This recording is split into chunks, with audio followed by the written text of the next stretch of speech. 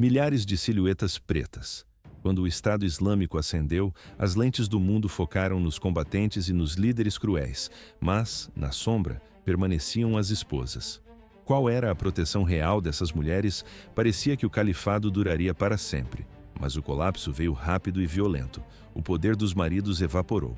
O cheiro de fumaça e o som das explosões substituíram a segurança. Elas descobriram que patentes militares não paravam balas. À primeira vista, uma vida de privilégios, mas na prática, uma armadilha mortal.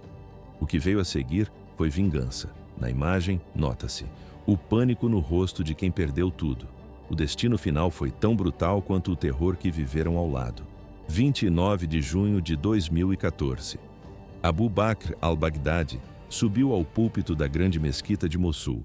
As palavras dele não foram apenas um discurso, foram uma ordem de mobilização. Ele declarou a criação de um novo império islâmico e exigiu lealdade absoluta. Por que milhares de mulheres responderam a esse chamado suicida? A promessa era o paraíso na terra, mas a realidade entregou um inferno de concreto. A mensagem se espalhou como um vírus digital. Redes sociais, vídeos em alta resolução e revistas de propaganda inundaram a internet. Em questão de semanas, as fronteiras do Iraque e da Síria se tornaram peneiras. Homens chegavam de todos os continentes para lutar. E eles não vinham sozinhos. Esposas, noivas e viúvas da Jihad cruzaram o deserto para se juntar ao califado. Algumas já eram casadas com os combatentes antes da declaração. Outras viajaram da Europa, do norte da África e da Ásia Central. Recrutadores online prometiam uma vida de dignidade, propósito e dever religioso. Na tela dos computadores, tudo parecia nobre. Na prática, elas entravam em um sistema de controle total, medo e violência. Em cidades como Mossul, Raqqa e Fallujah, o ISIS confiscou a infraestrutura. Tomaram casas, escolas e hospitais. As esposas dos comandantes e combatentes ocuparam essas residências roubadas. Elas viviam com luxos que a população local não podia imaginar. À primeira vista, uma vida doméstica confortável. Mas na prática, um privilégio construído sobre a fome alheia.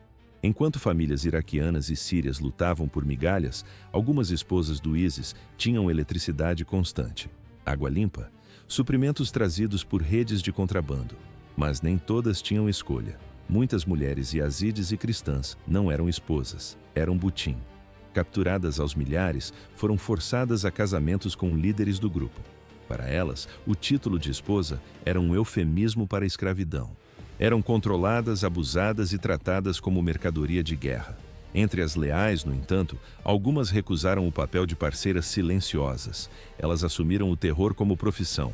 Em Raqqa, formou-se a Brigada Al-Qansar, uma unidade policial composta quase inteiramente por esposas de combatentes. A câmera registra mulheres cobertas de preto da cabeça aos pés, caminhando com autoridade pelas ruas. Elas patrulhavam os mercados.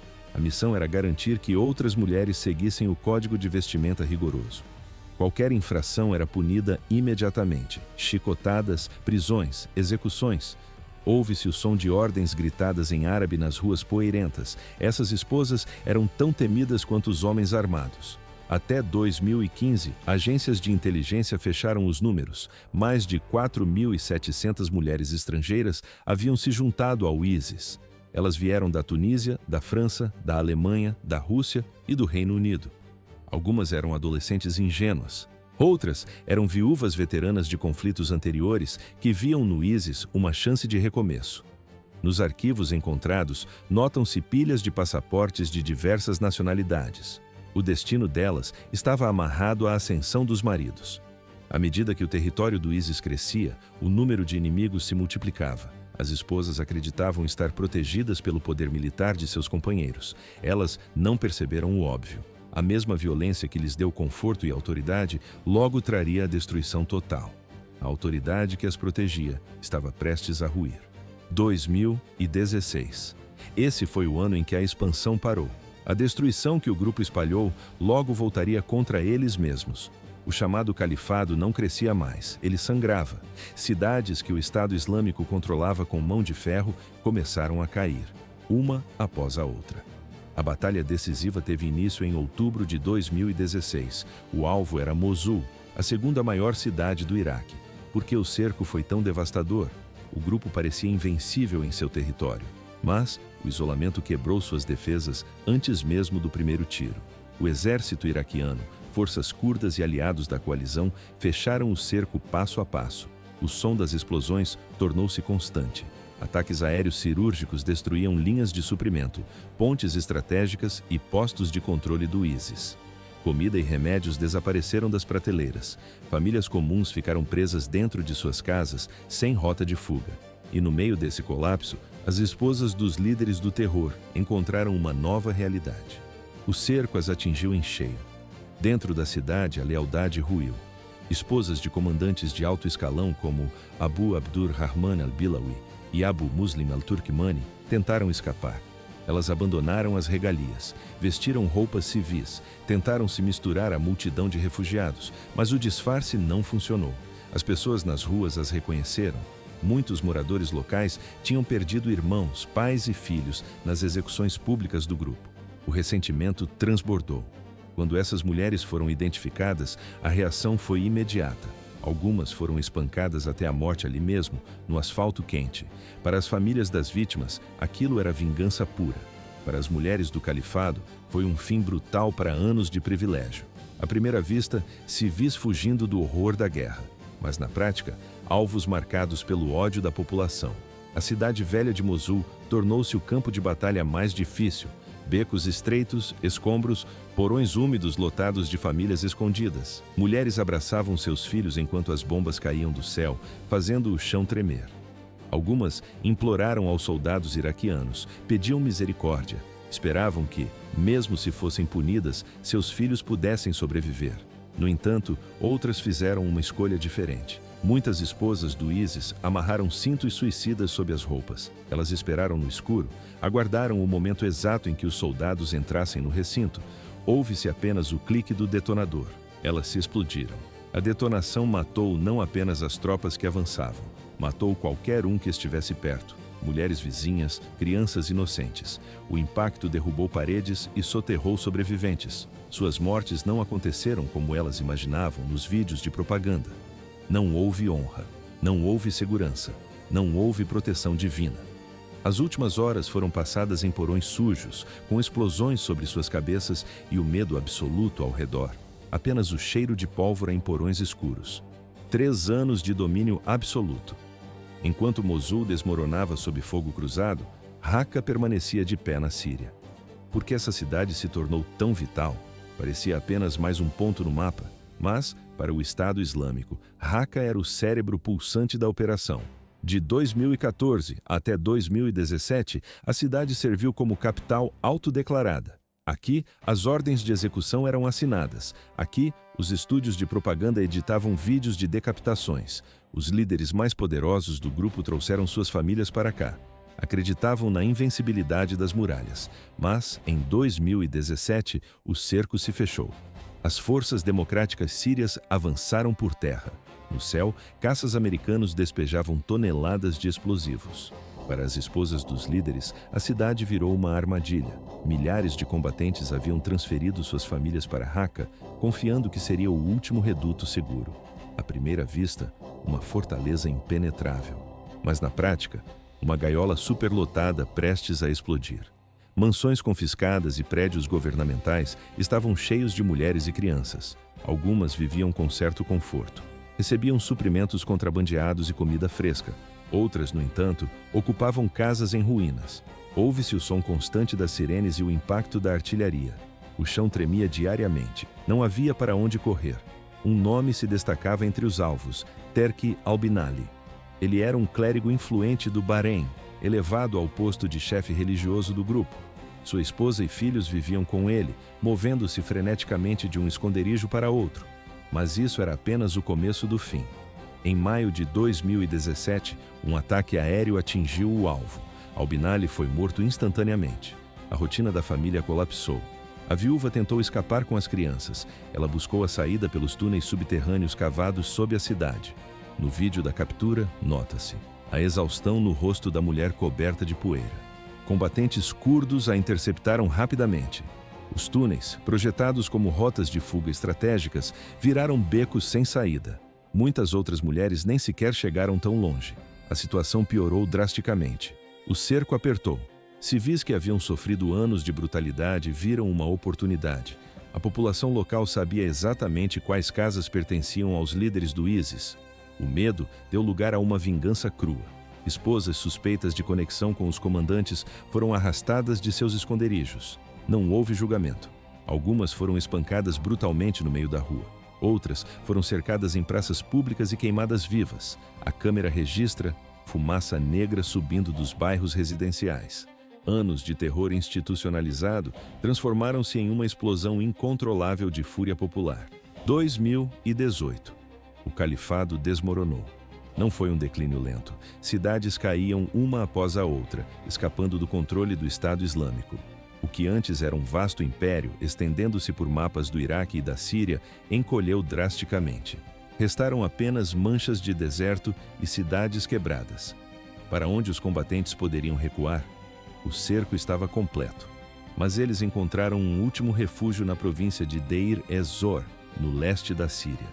A movimentação era frenética.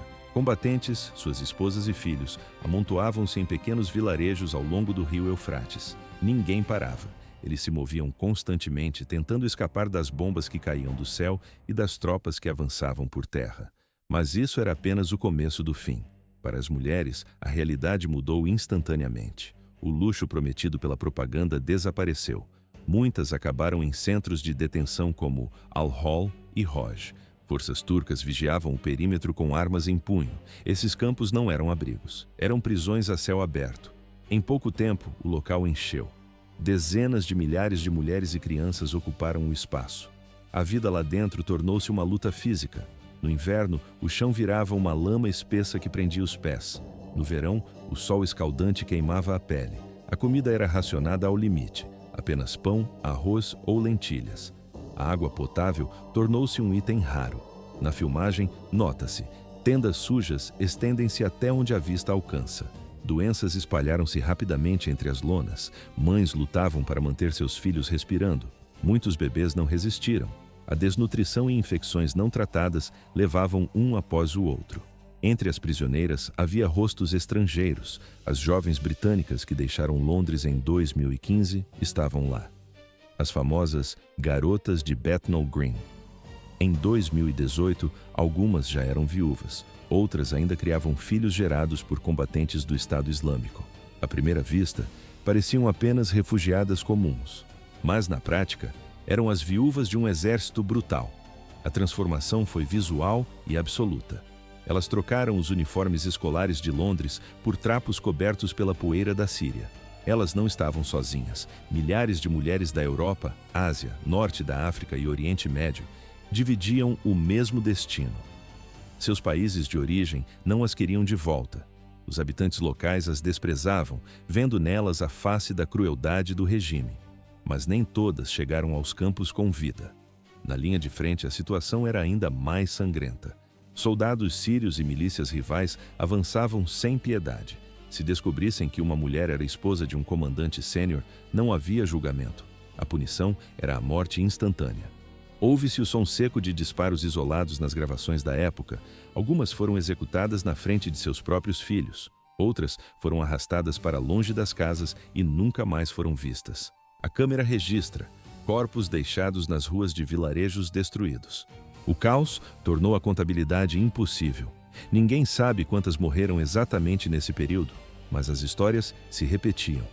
Mulheres baleadas em vilarejos, corpos deixados para trás em valas comuns. O deserto cobriu os rastros. Março de 2019. O fim estava próximo.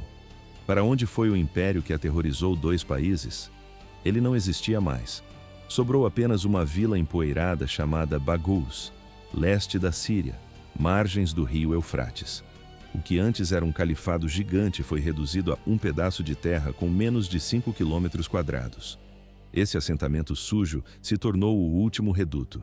Milhares de combatentes e suas famílias estavam presos ali. A situação dentro de Baghouz era desesperadora. As esposas dos terroristas viviam em abrigos precários. Eram tendas feitas de cobertores velhos, lonas plásticas rasgadas e sucata de metal retorcida. Na filmagem aérea, nota-se, a fumaça preta dos ataques cobre todo o horizonte. O som de tiros ecoava pelos campos dia e noite. A comida acabou. A água potável desapareceu. Crianças choravam de fome, mas não havia o que fazer. Mães cavavam buracos rasos na terra dura com as próprias mãos. Não era uma brincadeira. Era a única forma de proteger seus bebês dos estilhaços mortais. Cada dia parecia o último. Drones americanos zumbiam no céu, vigiando cada movimento 24 horas por dia. No solo, combatentes curdos das forças democráticas sírias avançavam lentamente. Eles cortaram todas as rotas de fuga. O cerco estava fechado. Esposas de líderes do alto escalão, como a mulher de Abu Hassan al-Muhajir, o porta-voz do grupo, estavam encurraladas. Não havia saída. À primeira vista, um grupo de civis indefesos, mas na prática, uma força de combate fanática pronta para morrer. A câmera registra mulheres segurando fuzis prontas para lutar ao lado dos maridos. Outras apenas apertavam seus bebês contra o peito, esperando a tempestade que se aproximava. O ataque final foi brutal. Ataques aéreos martelaram Baghouz, as bombas rasgavam as tendas e destruíam os abrigos improvisados. Centenas de pessoas morreram em questão de dias. Corpos se acumulavam nas valas. Muitas mulheres recusaram a rendição. O fanatismo falava mais alto. Algumas amarraram coletes explosivos ao próprio corpo. Outras tentaram correr pelo deserto aberto sob o sol escaldante. Foram abatidas imediatamente. Os soldados as viam como ameaças perigosas, não como refugiadas. No quadro, figuras correndo e caindo sob o fogo cruzado. Houve quem escolhesse o fim nos seus próprios termos. Um relatório descreveu uma cena dantesca. Um grupo de esposas se trancou dentro de uma tenda e ateou fogo em si mesmas. Preferiram queimar vivas a enfrentar a captura pelos inimigos. Para elas, a rendição era pior que a morte. Para outras, a escolha foi roubada. Bombas caíram sem aviso prévio. Famílias inteiras foram soterradas e enterradas no mesmo lugar onde estavam sentadas. 23 de março de 2019. Baghouz caiu. O sonho do califado acabou ali, entre escombros e cinzas. Mas para as esposas que sobreviveram, o pesadelo estava apenas começando. 60 mil pessoas. Esse foi o saldo humano enviado para o nordeste da Síria após a Batalha de Baghouz. Para o mundo, a guerra havia acabado. Mas para aquelas mulheres e crianças, o pesadelo tinha apenas começado. Caminhões militares despejaram os sobreviventes em campos de detenção provisórios. À primeira vista, parecia um refúgio humanitário, mas na prática era uma prisão a céu aberto. As famílias amontoavam-se em tendas de plástico fino. O material não oferecia proteção alguma contra os invernos congelantes da região. No verão, o tecido esquentava e o calor tornava o ar irrespirável. A água disponível era barrenta e imprópria para consumo. A comida chegava em quantidades mínimas. Conseguir atendimento médico básico era uma tarefa quase impossível. Mas a escassez física não era o maior perigo. O campo transformou-se rapidamente em um incubador de ódio e vingança. Muitas mulheres recusavam-se a aceitar a derrota militar. Elas mantinham a lealdade absoluta ao Estado Islâmico. Grupos clandestinos organizaram-se dentro das cercas.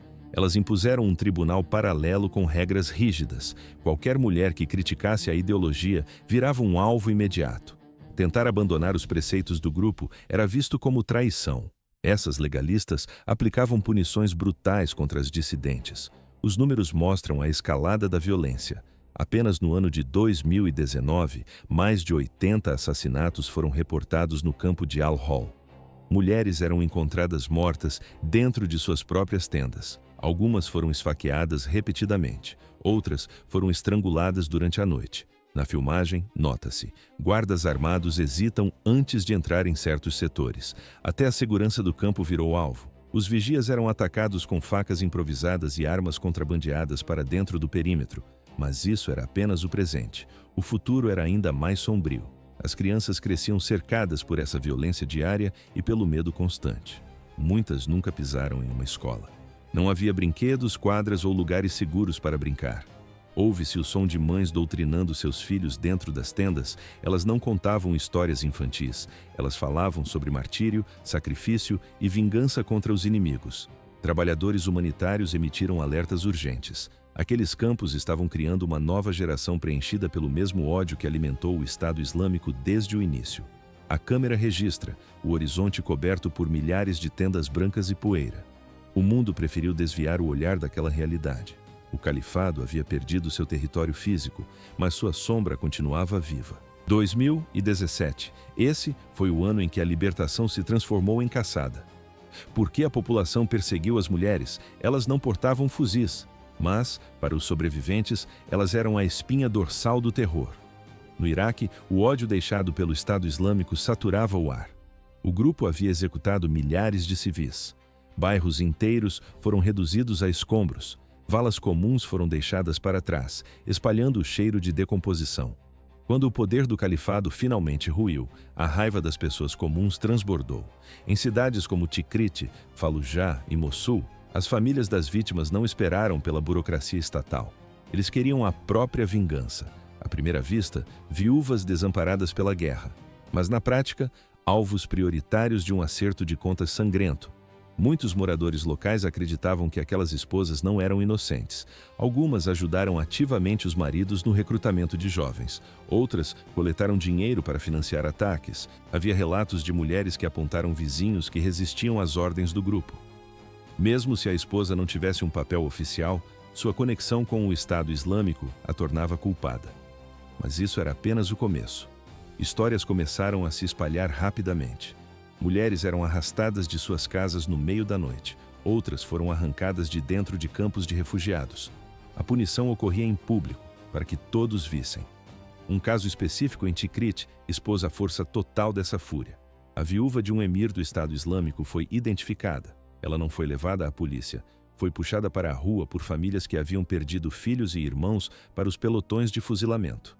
Na filmagem, nota-se, a multidão fecha o cerco ao redor da mulher caída. Ouve-se o som seco das pedras atingindo o corpo. Ela foi apedrejada até a morte enquanto a multidão gritava. Em Fallujah, a tecnologia amplificou o horror. As cenas de retaliação foram gravadas e compartilhadas online. A câmera registra mulheres com vestes pretas alinhadas contra muros de concreto descascado.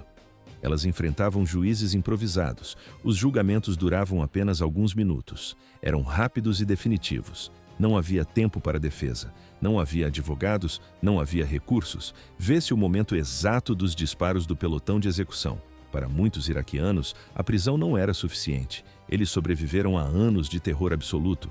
Viram seus parentes serem decapitados. Acreditavam que apenas a morte poderia equilibrar a balança da justiça. Em Mossul, a violência se alastrou. Os moradores atacavam qualquer pessoa ligada ao grupo. Mulheres suspeitas de serem esposas de combatentes eram espancadas nas calçadas. Ouve-se o barulho das chamas consumindo residências. Casas foram incendiadas com os pertences dentro. Quem escapava do linchamento era entregue às milícias, e as milícias realizavam execuções sumárias. A brutalidade atingiu um ponto crítico. Grupos de direitos humanos admitiram que não conseguiam mais contar o número exato de mulheres mortas. Era uma vingança sem limites. 10 minutos. Esse era o tempo máximo que separava da acusada de seu destino final. Não havia longos discursos de defesa. Não havia testemunhas chorando. Por que a justiça era tão rápida? Parecia um processo sumário. Mas, para o governo iraquiano, era a única resposta possível após anos de terror. Entre 2018 e 2020, os tribunais de Bagdá operaram sem pausa. Centenas de mulheres foram arrastadas para o banco dos réus. Muitas não falavam árabe, eram cidadãs da Rússia, Alemanha, França e até dos Estados Unidos. Elas viajaram milhares de quilômetros para casar com combatentes do Estado Islâmico. Agora, longe de casa, encaravam juízes endurecidos pela guerra. À primeira vista, um tribunal formal. Mas na prática, uma linha de montagem de sentenças. O ritual era seco e brutal. O juiz fazia apenas uma pergunta central. Você era casada com um combatente do ISIS? Se a resposta fosse sim, o destino estava selado. Para a corte, o casamento não era um ato de amor. Era uma prova irrefutável de lealdade à organização. A sentença vinha imediatamente, prisão perpétua ou pena de morte. Mas isso era apenas o começo do pesadelo. Em 2018, o sistema mostrou sua força. Uma russa de apenas 20 anos confessou ter seguido o marido até Mossul. A confissão foi sua ruína. Ela foi executada em Bagdá pouco tempo depois. Um ano antes, em 2017, uma alemã recebeu a mesma sentença capital. Seu crime foi viver sob as regras do califado e apoiar o regime. Dozens de outras mulheres tiveram o mesmo fim. Francesas, turcas e mulheres da Ásia Central ouviram o veredito em silêncio. Na filmagem do tribunal, nota-se, muitas nem reagiam, paralisadas pelo choque. Para o Iraque não existia a narrativa de vítima inocente. Essas mulheres eram vistas como engrenagens vitais de uma máquina que matou milhares de iraquianos. Elas cozinhavam, limpavam e criavam a próxima geração de combatentes. Mas a morte rápida era, às vezes, um luxo. Quem escapava da forca enfrentava algo pior. As prisões iraquianas eram superlotadas e impiedosas. Relatos confirmam torturas sistemáticas e espancamentos diários. Ouve-se o som de correntes e gritos nos corredores úmidos. Muitas prisioneiras adoeceram. O tratamento médico era inexistente. Elas morriam nas celas muito antes de cumprirem suas penas. Para essas mulheres, a prisão tornou-se uma sentença de morte lenta. 7.000 mulheres e crianças. Esse era o número de estrangeiros presos nos campos da Síria em 2019. A prisão se tornou mais do que um confinamento. Tornou-se uma sentença de morte lenta. Mulheres vieram de países distantes, mas o retorno foi bloqueado. Oficiais em Paris, Londres e Berlim bateram a porta. Eles alegaram que essas pessoas eram perigosas demais. A ordem diplomática foi fria. Fiquem na Síria, fiquem no Iraque, enfrentem a justiça no deserto. Por que os governos as abandonaram? Parecia uma questão de segurança nacional. Mas o medo da opinião pública pesou mais que a humanidade. Muitas já haviam perdido seus maridos. Eles não morreram pacificamente. Foram despedaçados em batalhas ou pulverizados por ataques aéreos. Outros foram capturados e executados sumariamente. As mulheres ficaram para trás, sem pátria, sem documentos, sem direção. Mas o desespero cria oportunidades. Redes de contrabando cresceram como câncer dentro e ao redor dos campos. O negócio era lucrativo. Grandes quantias de dinheiro trocavam de mãos. A promessa era simples: cruzar a fronteira para a Turquia ou voltar ao Iraque. Algumas tentaram a sorte, correram pela escuridão, longe dos holofotes. Poucas conseguiram. A maioria foi interceptada no caminho. Ou eram enviadas de volta para as tendas sujas, ou eram mortas ali mesmo. Ouve-se o som seco de disparos na noite. Os guardas frequentemente abriam fogo contra qualquer vulto que tentasse correr. As famílias dos líderes do Estado Islâmico carregavam um fardo ainda maior. O sobrenome dos maridos era uma condenação. Para os inimigos do califado, esse laço familiar bastava para selar o destino delas. 26 de outubro de 2019. Idlib. Forças especiais americanas cercaram o esconderijo. Abu Bakr al-Baghdadi detonou o próprio colete. A explosão sacudiu a região e o choque foi mundial.